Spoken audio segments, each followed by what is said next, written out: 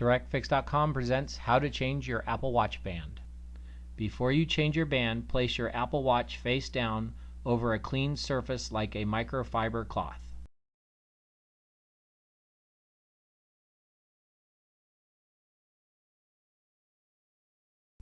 To separate the band from the watch, hold down the band release button, then slide the band across to remove it.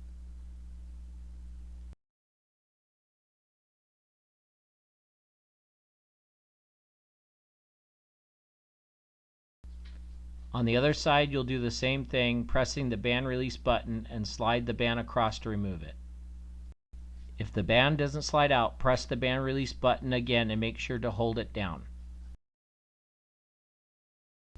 Before installing the new band, make sure the band is facing the correct direction. Then slide the new band in until you feel and hear a click. Never force the band into the slot. If you don't feel and hear the click, slide the band to the left and to the right until you hear the click. Don't wear your Apple Watch if the band is sliding or not installed properly with the click. For all parts and accessory needs, please go to our website, DirectFix.com. Also be sure to click on the screen to subscribe to our YouTube channel.